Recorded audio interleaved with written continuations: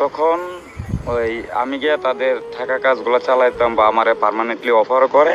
আমি বিভিন্ন সময় বিভিন্ন কাজে থাকাকালীন আমি পার্মানেন্ট চাকরিটা করতে পারি নাই। আর বিষয় হচ্ছে বাংলাদেশ বা দেশের বাইরের মানুষ অনেক ধরনের যারা এই সম্পর্কে না জানে তাদের একটা ভুল ধারণা, সেটা আজকে ভাঙিয়ে দেই।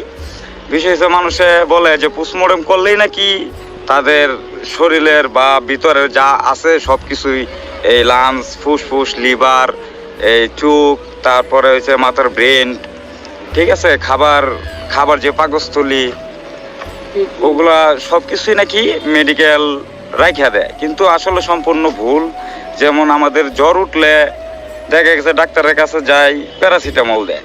পেট ব্যথা করলে ডাক্তারের কাছে গেলে ডাক্তারে যে পেট ব্যথার বড়ি দেয়। এটা আসলে বিষয়টা পোস্টমর্টমের ক্ষেত্রেও তাই। যখন একটা ফাঁসি নিয়ে লোক মারা যায় তখন তার গলাগুলা পরীক্ষা করা হয়। যেমন একজনের যদি বিষ খায় মৃত্যুবরণ করে তখন তার পাকস্থলী টেস্ট করা হয় যে সে কি আসলে বিষ খাইছে না তাকে অন্যভাবে মৃত্যুবরণ করা হয়েছে। তো সাধারণ মানুষকে এতটুকুই বলবো যে আপনারা গুজবে কান দেবেন না। এই মেডিকেল মর্গে স্বাভাবিকভাবে যে তদন্তটা হয় এটা সঠিক। কোনো কিছু একটা মৃত মানুষ যখন মারা যায় তার কোনো কিছু কাজে লাগে না। এটা হচ্ছে বড় কথা, যে আসলেই একটা মানুষ যখন মৃত্যুকালীন করে তাদের ইমান আমল সব কিছুই তার সাথে জায়গা। আর এগুলো রাখার তো কোনো প্রশ্নই আসে না। মরা মানুষের যদি কাজ হইতো তাহলে তো মনে করেন যে মানুষ আর গোরস্থানে বা দাফন করতে দিত না, সবাইকে একটা না একটা এই মেডিসিনের মাধ্যমে বা ফরমালিনের মাধ্যমে তাদেরকে একটা এই চিরস্থায়ী করে এরা দুনিয়ার বুকে রেখে দিত।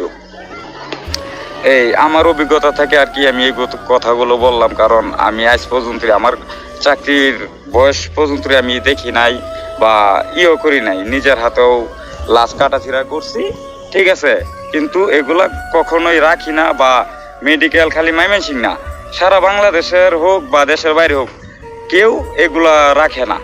মানুষ যে সাধারণ মানুষ অনেক ভুল বুঝন্তি করে যে অনেকে পোস্টমর্টম করতে দেয় না, যে আমাদের মৃতদেহের সব কিছু রাখিয়ে দিব। এগুলা জাস্ট আইনগতভাবে যাতে তার যে মৃত্যুবরণ করে সে যেন তার আত্মীয় স্বজনের যেন এই সঠিক বিচারটা পায়, এই জন্য ময়নাতদন্ত, এর বাহিরে আর কোনো কিছুই না।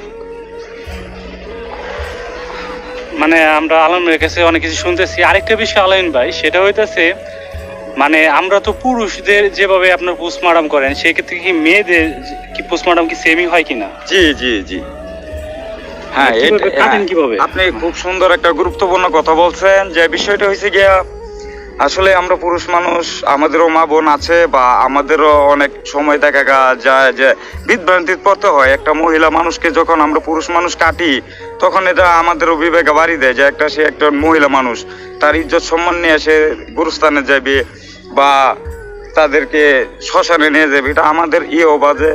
যে সরকার যদি এই একটা জিনিস যে এগুলোর দিকে যদি একটু দৃষ্টি দিয়ে তাকাইতো, যে মর্গে পুরুষদের জন্য পুরুষের একটা ব্যবস্থা বা মহিলাদের জন্য মহিলাদের একটা ব্যবস্থা, এরকম করে দিলে সমাজটা অনেক সুন্দর হইতো বা অনেক ভালো হইতো।